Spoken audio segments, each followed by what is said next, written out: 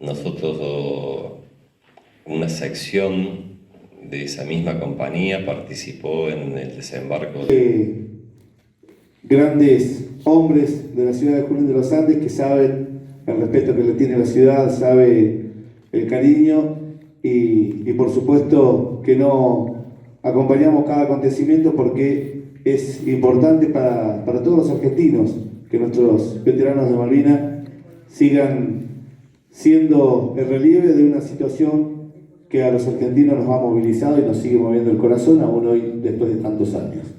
Y hoy nos visita especialmente un veterano héroe de Malvinas, condecorado, que además con una historia que lo ha hecho recorrer prácticamente el país y viene como veterano de guerra, viene como argentino y quiero invitarlos a que nos pongamos de pie y lo aplaudamos para recibir a Oscar Ledesma. Bienvenido, héroe de Malvinas, Argentina.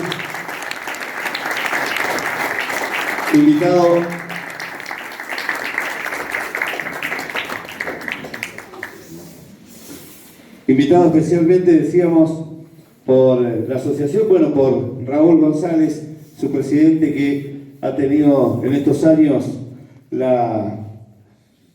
la iniciativa de permanentemente tener el tema Malvinas en el tapete para que todos estemos siempre reconociéndolos y además siendo parte de esa historia que nos mueve y que nos moviliza. Así que antes que nada, darles la bienvenida a ustedes. Muchas gracias a los medios de prensa que nos acompañan, los vecinos que han venido en gran cantidad, el señor intendente municipal, viceintendente, los concejales agradecen la invitación y con mucho gusto van a estar llegando. Hay temas de agenda que los tienen ocupados. Hoy justamente tuvo el inicio de las sesiones ordinarias y hace que estén abocados. Este ha sido un día hoy justamente que coinciden, pero esperamos que puedan llegar en el transcurso de la tarde. De todas formas, a través de quien les habla, yo soy el subsecretario de Cultura y del Protocolo de la Municipalidad, queremos reconocerlo y agradecerle la visita. Raúl les va a saludar a todos ustedes.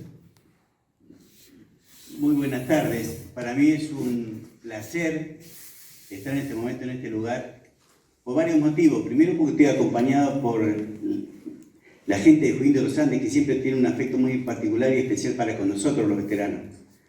Y en segundo término, traer acá a Junín a un prohombre, que es Oscar Ledesma, que en Malvinas era un soldado conscripto, que tuvo una participación especial. Y acá con mis compañeros Ángel Ortiz y Walter Solís, hemos decidido buscar en el ámbito nacional a todas aquellas personas que sobresalgan y hayan sobresalido en el conflicto armado contra Gran Bretaña e Irlanda del Norte.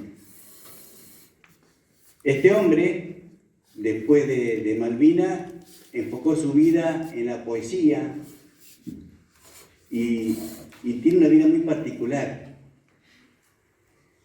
Yo lo fui buscando durante meses y un hombre muy ocupado hasta que hubo un agujerito y ahí me le metí. Ese agujerito es el tiempo necesario que yo necesitaba para que él esté acá en Junín de los Andes. Como vamos a buscar a otros veteranos, pues yo quiero que Junín de los Andes conozca realmente gente de valía, porque desgraciadamente a veces en los medios de comunicación estamos comprando cosas que no tienen valor. Estamos comprando cosas que a los chicos le hacen mal. Estamos comprando cosas que nos venden para que nuestra cabeza esté en otro lado. Y estas son personas que van a dejar una impronta, personas de valía y personas que no hacen bien, no solamente al cuerpo, sino al alma. Y son ejemplos a seguir. Por eso con mis compañeros hemos decidido darle la bienvenida a Oscar Ledesma y decirle que Junín de los Andes lo abraza por siempre. Gracias.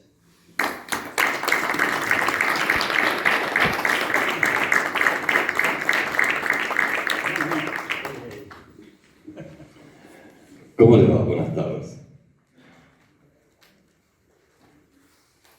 Muchas veces, la mayoría de las veces, me gusta abrir mis disertaciones, mis conferencias con el menor argumento posible.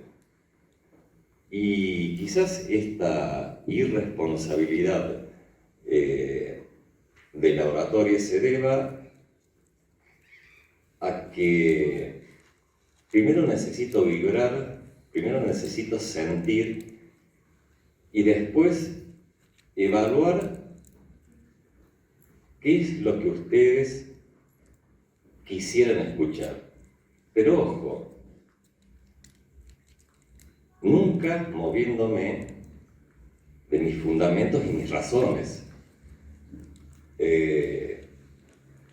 Jamás me pervertiría ideológicamente para lograr un aplauso o lograr la aprobación de alguien que no esté de acuerdo con lo que pienso. Y entonces cuando recurro a las emociones, recurro a la atención y recurro a mi memoria, ¿no? Porque si yo les llego a querer recitar medio poema mío, tengo que recurrir al libro porque no me acuerdo de ninguno. Tal vez podremos tener una elegante excusa de decir, he escrito tanto que no sé cuál poema es el que estoy recitando. Pero sí hay una frase que esta mañana la dije en la radio, en la entrevista, y que tiene mucho que ver con la filosofía y con la vida. Y acá voy a narrar una experiencia que tuve con un muy prestigioso periodista cordobés que en una charla telefónica me dice, ¿vos sos filósofo? Eso dicen, le digo yo. ¿Pero sos catedrático o no? No, digo, yo no soy catedrático. Solamente tengo la experiencia de una guerra y de 38 años de posguerra encima. Esa es mi licenciatura y esa es la base de toda mi teoría. Y con respecto a ello, me gustaría abrir con un pensamiento y que para que nos ayude a todos a tratar de entender y descifrar lo que es el sentimiento, y también nos vamos a arriesgar a desentrañar lo que es la patria. El concepto es el siguiente. Dice, si la vida pidiera revancha y la muerte acaso se la diera, ¿no bastaría un segundo de guerra por el peso que traen sus cadenas? Nosotros tuvimos una guerra, pero seguimos, cada uno de nosotros, les puedo asegurar que sin siquiera conocer en profundidad, nosotros seguimos luchando con la posguerra. La posguerra es más cruel, más asesina y es eterna en comparación de la guerra. Si uno habla de la guerra, está acotada en tiempos. La posguerra no tiene fecha de caducidad. Y es así, de esa forma, en la que uno se asume que es un sobreviviente. ¿Y por qué un sobreviviente? Porque para mí los héroes son los 649 que custodian la soberanía y son los que custodian todavía la integridad. Y cuando hablo de integridad, hablo de rescatar esos valores que nos dejó y nos legó Malvinas. Y esos valores se llaman el amor a la patria, el convencimiento y la satisfacción del deber cumplido, y también el compromiso con la gesta, el compromiso con la causa. La guerra no tiene protagonistas. La única protagonista principal de la guerra es la muerte. La guerra, es decir, no hay guerras románticas, hay solamente guerras, con todo el dolor y la carga que conlleva una guerra. Pero tampoco me considero una víctima, porque yo no me voy a victimizar cuando he aprendido con los años a que esas víctimas han sido primero victimarios. Entonces mi visión no es la de un soldado conscripto, de un orgulloso soldado conscripto, sino la de un hombre común de 56 años, que está casado hace 30 con la misma mujer, que tiene 3 hijos y que tiene 3 nietos. Entonces le habla todo ese complejo ser que resulta también de sumarle su carga de haber sido, como bien, y vuelvo a reafirmar, un orgulloso soldado conscripto.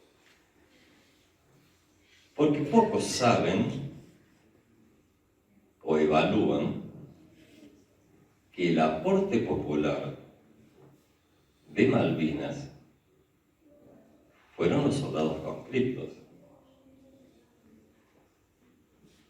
Y si alguien viene y me pregunta, sí, pero el hambre y el frío, mira, tengo 56 años, a los 19 años ya pasados, cuando llegué y me abrigué, se me olvidó el frío, y cuando nos engordaron como vacunos, me olvidé del hambre. Pero nadie puso atención en lo peor. Porque el hambre y el frío se olvidan, pero la indiferencia y la negación no. Eso te mata. Y acá el culpable no es el pueblo.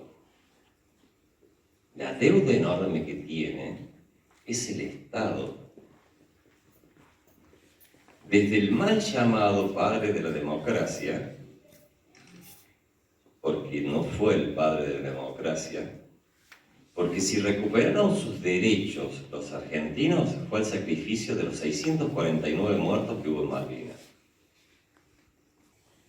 Si no recuperamos esos valores, estamos absolutamente perdidos. Vamos a seguir siendo una colonia. Vamos a seguir siempre sometidos. Y si nosotros no nos mostramos como un país digno, jamás nos van a dar la importancia que pueda llegar a tener un país que se precie de digno. Si por cuestiones de seducción o políticas de sumisión entregaron todo, yo no se los perdono. Porque todos han hecho negocios con Malvinas. Política, social e incluso institucionalmente. ¿Y por qué hago esta afrenta o quizás esta ofensa? Porque hay muchos veteranos que se creen que son la guerra y estuvieron a 20 kilómetros de donde cayó una bomba de mortero. Entonces, lo mío no es soberbia. Lo mío puede llegar a ser convencimiento. Lo mío es como decirte, ¿querés ver? ¿Querés ver cuáles son mis heridas? Yo te las muestro. ¿Querés ver que exponga mi alma, que exponga mi corazón? Te lo muestro. Pero también te voy a mostrar mi convicción. Yo no hablo sobre supuestos. Hablo sobre hechos concretos.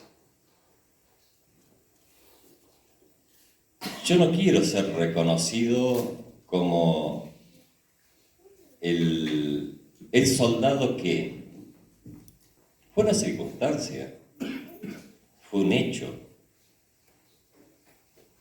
Pero yo no me aferré a ese hecho y cargué con una cruz que no era mía, solamente por obtener cierto prestigio. El prestigio que te puede dar quizás un cartel. No me interesan los carteles. Porque yo no voy a parar a declamar ahí y ejercer cierto prestigio cuando a la primera de cambio el furcio que voy a hacer no voy a saber cómo arreglarlo. Por eso les soy sincero. Dentro de los salmos vamos a suponer que no lo van a repetir. El salmo tiene dos etapas. Uno es el que la gente repite, es el primero que se dice, la gente lo repite, y después sigue el salmo principal, donde tenés marcado, cuando vos haces silencio, los invitas de nuevo a los feligreses a que repitan esa parte del salmo que honestamente ni eso me acuerdo cuando ejercía e iba de vez en cuando a misa, es decir, ¿qué es lo que tenía que decir acá? Y eso no es por una cuestión de que soy un mal católico.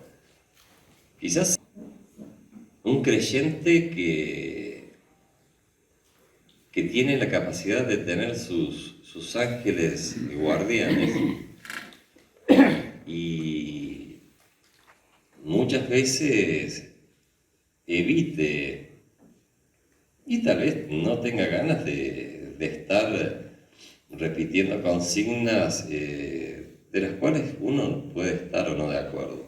Pero tampoco voy a meter en ese tema, porque una vez me dijeron, dice, Oscarcito, nunca te metas con religión, política, y bueno, y ahora no te metas con identidades sexuales. Me confieso, soy un orgulloso heterosexual. Eso no invalida que cada uno elija lo que quiera hacer. Volvamos a los salmos y para salir también de este brete, que yo me encanta meterme en brete solo. Entonces, el de hoy sería: todo lo que un poeta puede hacer hoy es advertir. Es por eso que los verdaderos poetas deben ser sinceros. Porque si el poeta no es sincero, es un panfletario. Si el poeta se miente a sí mismo y le miente a los demás,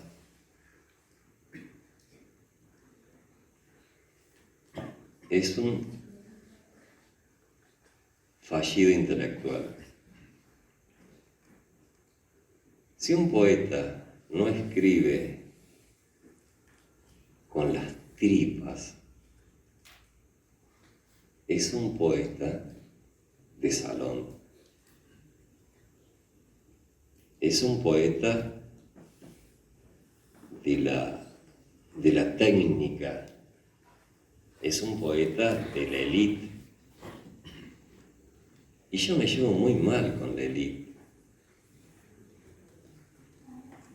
Me llevo muy, muy mal con la élite.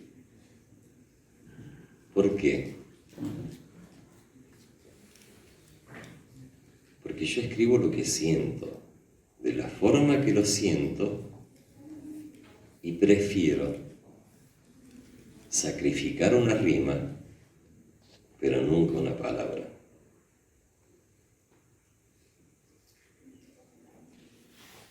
Y como nosotros tenemos en nuestra lengua una riqueza tan grande en las palabras,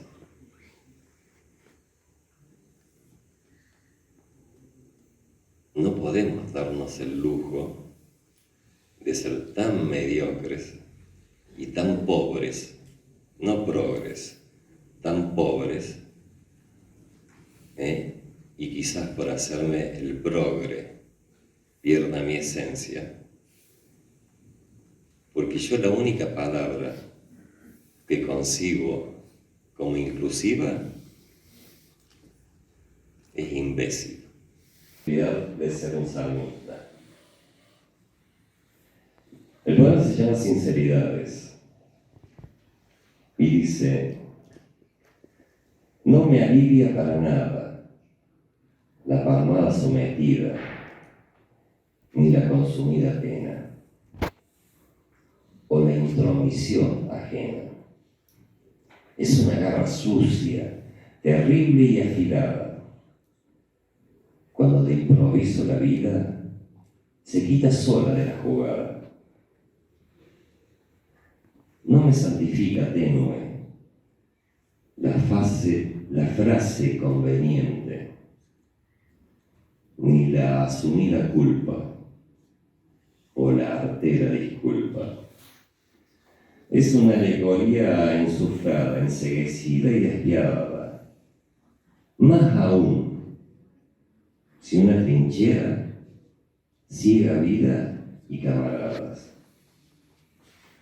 No me sirve, no me engaña, me da asco y aún se ensaña. Muchas gracias.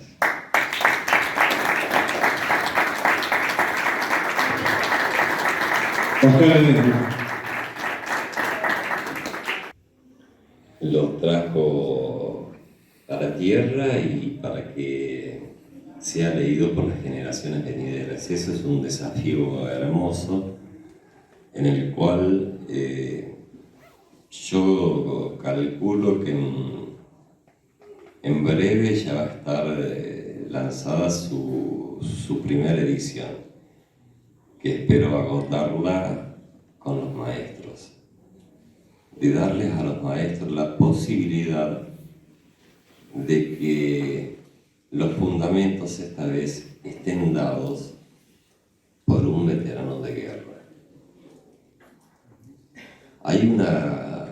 Me contaron de un soldado que logró con un cuento para chicos de preescolar hacerles comprender en cierta forma que ellos se imaginaron lo que fue Malvinas. Y eso es un trabajo maravilloso. De hecho, puedo tener la capacidad de incomodar a un intelectual, pero llegar a los chicos es una incapacidad que tengo y la subsané de esa manera. 25. Esa compañía C la formó el teniente coronel Seinerdín, que era el jefe del Regimiento de Infantería 25, con 3 secciones de su regimiento, en las cuales cada sección tenía un nombre. Estaba la sección Gato, estaba la sección Romeo y estaba la sección Bote, que era la nuestra. Con la particularidad que esa sección Bote, que fue entrenada por Esteves, tenía aspirantes a oficiales de reserva. Ellos habían hecho una sección AOR, y quienes en la jerga militar conocen el AOR es el médico, es el ingeniero, es el que llega con un cargo, entonces le dan esa posibilidad. La nuestra estaba basada en una rigurosa selección que hizo el teniente Esteves sobre 300 soldados. Él eligió 40 y dejó 35.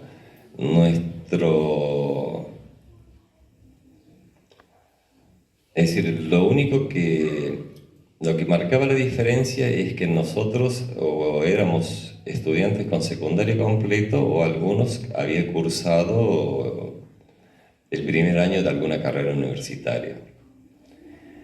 Eso nos valió también el recelo del resto de los soldados, que pensaban que nosotros éramos unos privilegiados y nosotros vivíamos a medio metro del piso todo el día. Nosotros participamos en la recuperación de las Islas Malvinas. Nosotros participamos el 2 de abril en la recuperación de las islas, y al mediodía ya estábamos embarcados en el buque Islas de los Estados, que nos depositó 2 días después en el muelle de lo que es Goose Green, del caserío de Goose Green.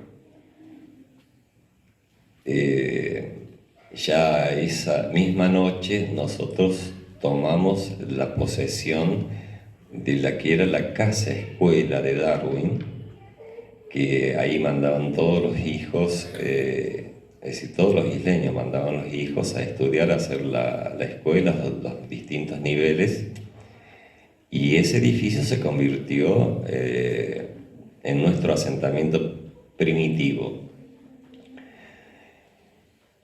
Bueno, de más está decirle que nosotros nos encontramos el 1 de mayo con el espectáculo dantesco de la guerra, cuando empezaron a bombardear. Nosotros, una sección de esa misma compañía, participó en el desembarco de la alerta temprana, y ya el 27 a la noche, pasando al 28, nosotros veíamos a escasos 4 kilómetros los combates que se estaban desarrollando, que eran los combates de Camilla Creek y de Boca House, y a las 4 de la mañana salimos caminando hacia lo que se denomina el Cerro de Darwin, con la intención de dar una alerta temprana, armar un erizo de defensa por si los ingleses volvían a intentar atacar. Los ingleses, lejos de intentar volver a atacar, se reagruparon, y con nosotros, que llegamos en ese intermedio de alto de fuego y esas cosas, nuestra sección estaba compuesta por 3 ametralladoras pesadas, mucho material de guerra pesado como ser los fusiles FAP, y por FAL, por instalazas, y bueno, todo eso es una jerga tal vez un poco anecdótica y ya tiene que ver más con lo militar y con el desarrollo, pero no me quiero perder en eso, sino de ponernos en esa situación cuando ellos lanzan lo que suponen el ataque final para aniquilar lo que quedaba del Regimiento 12 de Corrientes, el Mercedino. Se encuentran con la sorpresa de que reciben respuesta de fuego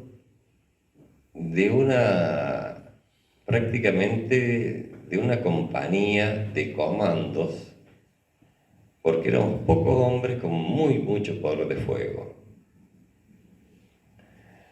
Con el correr del combate no logran identificar mi posición y aparentemente, vamos a hablar de apariencias, esa maglia le estaba causando demasiados estragos, ya que ellos, en forma muy eficaz, apenas empieza el combate, inutilizan las otras dos maglias que había. Hieren a uno de los apuntadores y al otro apuntador de mag le pegan tantos balazos en su mag que lo dejan totalmente desprotegido, porque un apuntador de mag sin su mag únicamente tiene una pistola. Entonces, ya amanecido, porque ese combate se produce entre las 6 y las 10 de la mañana, las 6 en Malvinas es plena noche, las 10 de la mañana es, supongamos, un amanecer ya, como decir que son las 8 de la mañana ahora en tiempo de verano.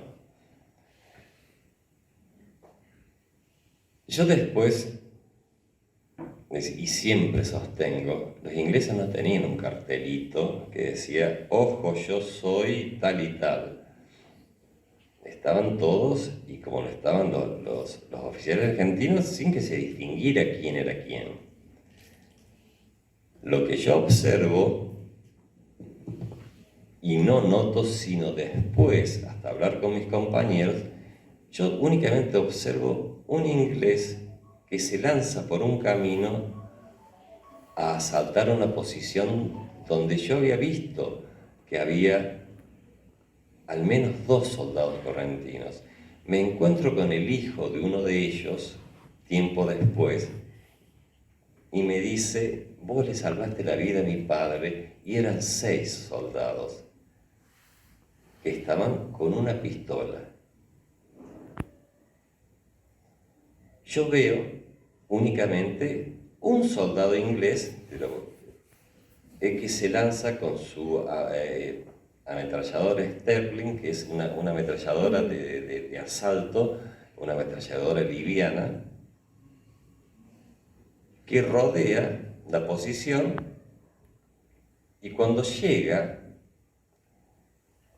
a este punto, mi posición estaba oblicua apenas 35 metros.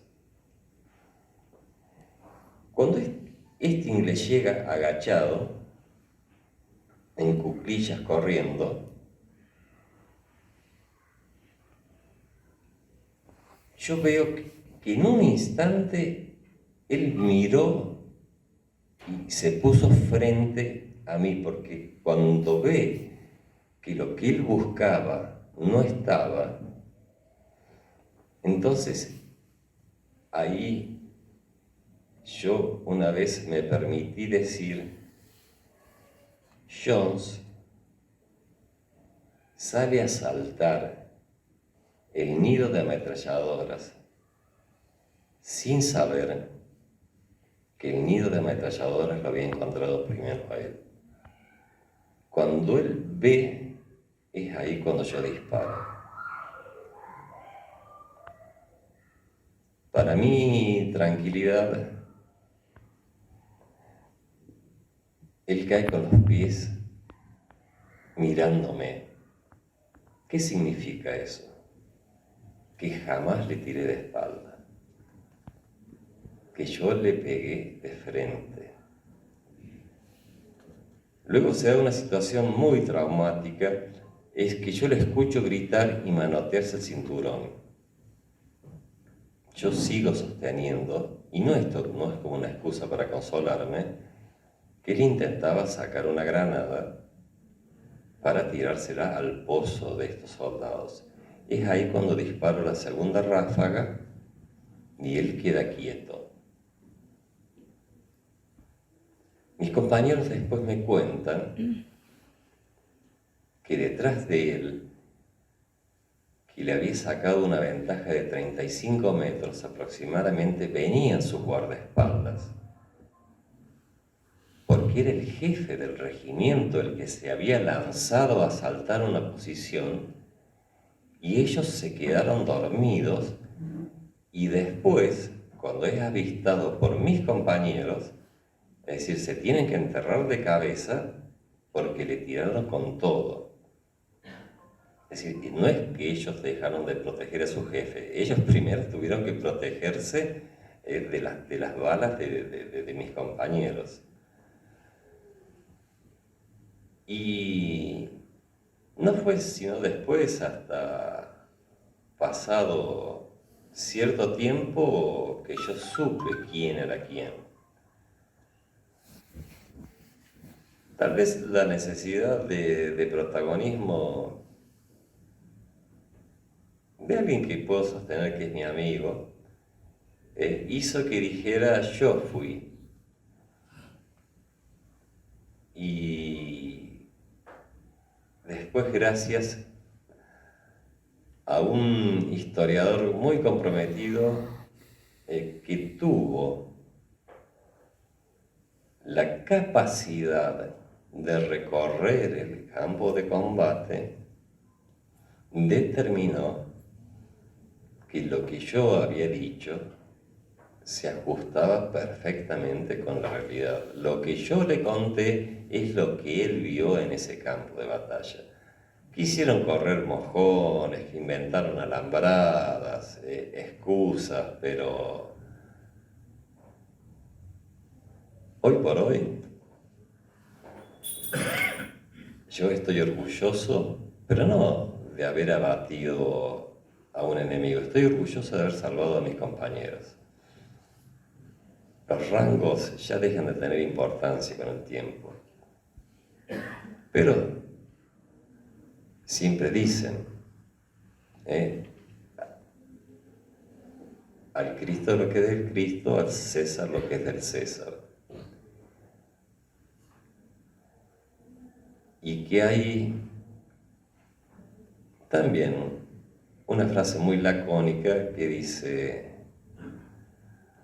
a rey muerto de sobran los borcegos.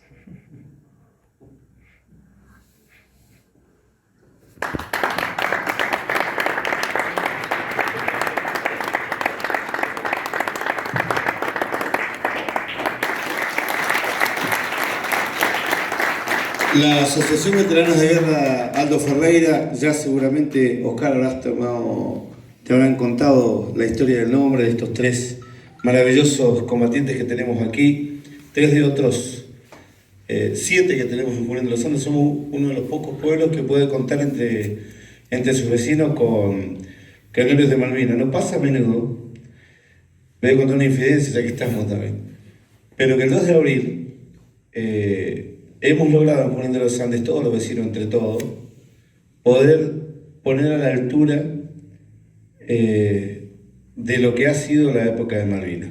Cuando hace falta, no hace falta mucho, solamente llegar a algún pueblo como Las Coloradas o Aluminés, que no tiene veteranos, por ejemplo, o alguna localidad que no tiene, y estos señores que se quedan acá en su casa, que eligen invitar a otros compañeros a nuestra ciudad, nos honran porque no es que hay veteranos en toda la Argentina, ¿eh?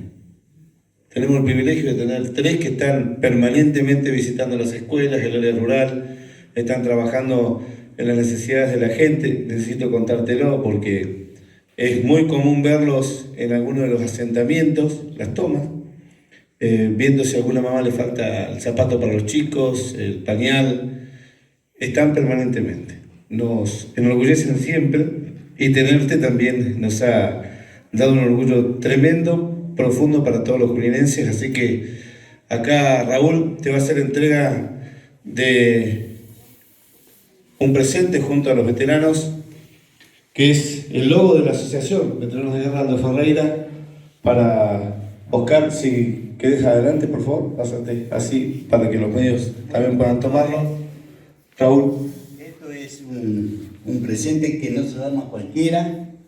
Yo te lo voy a entregar, pero en las manos de mi hijo y de Malvina, que es la hija de un veterano de Malvinas que está en Buenos Aires en este momento, y en presencia de los 2 veteranos, Ángel Ortiz y Walter Solís.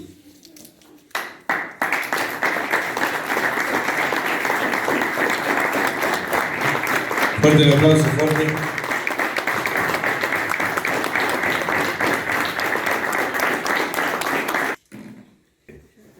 Estoy muy contento de conocer a alguien famoso, y él lo sabe.